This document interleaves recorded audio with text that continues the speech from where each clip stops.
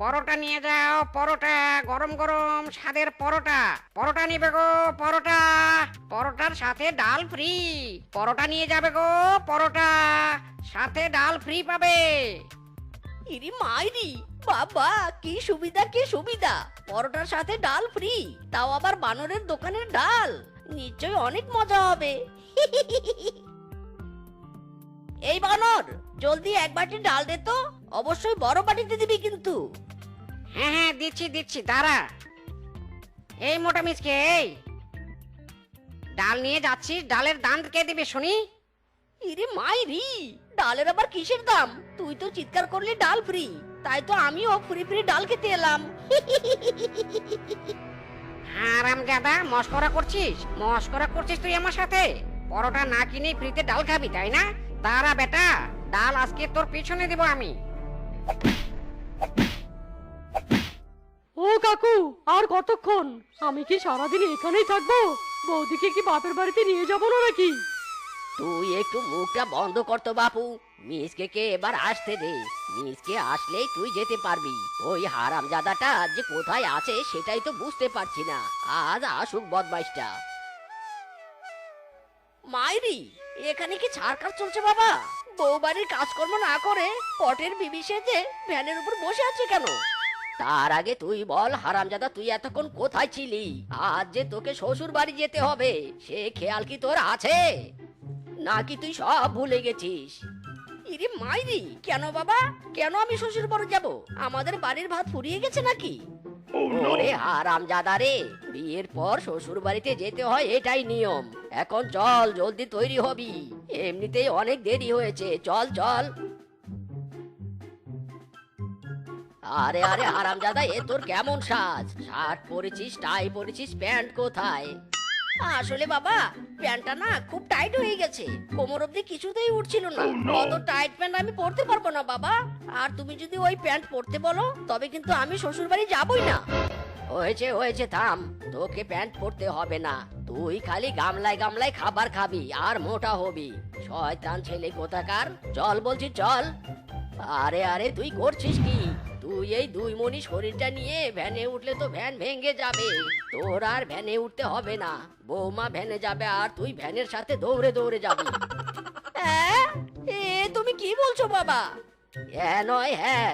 আর শোন, শ্বশুর বাড়িতে গিয়ে একদম খাই খাই করবি না, আর জামা কাপড়ে একদম ময়লা ভরাবি না। ইসকে, এবার তুই যা বাবা, স্টার্ট।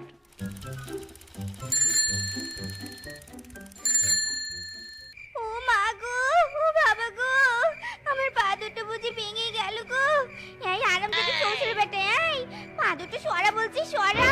মাইরি, ও বাবা গো, ও মা গো, আমায় এভাবে কেন মারছো গো বউ? কি হয়েছে তোমার? মাঝরাতে কি তোমায় আবার ভূতে ধরলো নাকি? চুপ কর, মোটা হাতি কোথাকার। তোর ওই মোটা হাতির মতো পা আমার পায়ের উপর তুলে দিয়েছিলি কেন? আর একটু হলেই তো আমার পা দুটো ভেঙে যেত। না না, আমি তোর মতো হাতির সাথে আর ঘুমাবো নে। যা যা হাতি যা, তুই এক্ষুনি ঘর থেকে বেরিয়ে যা বলছি। ইরে মাইরি, তোমার কি মাথাটা খারাপ হয়ে গেছে নাকি?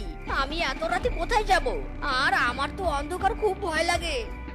ওরে হারামজাদা, তুই কি ভালো ভালো যাবি নাকি মেরে তোর শরীরে 2 কেজি মাংস কমিয়ে দিব?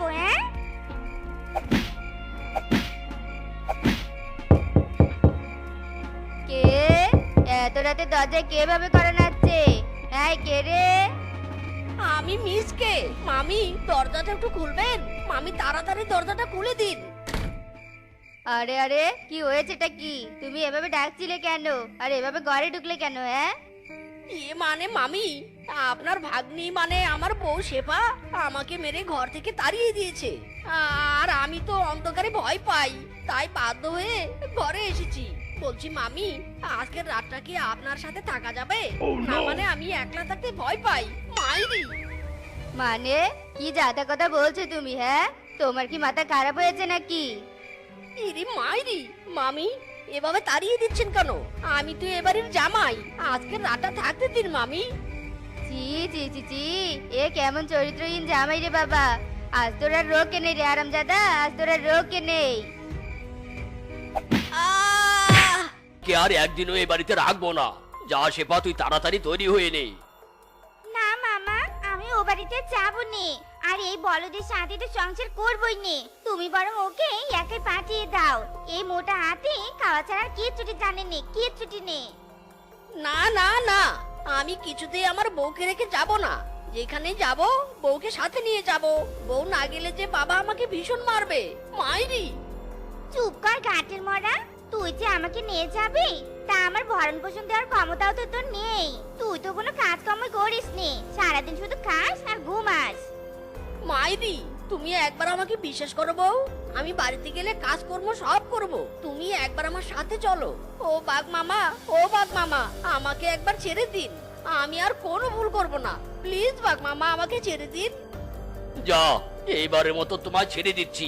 তবে আর যেন তোমার নামে কোনো অভিযোগ না শুনি, তবে কিন্তু তোমার আর রক্ষে রাখবো না জামাই বাবা।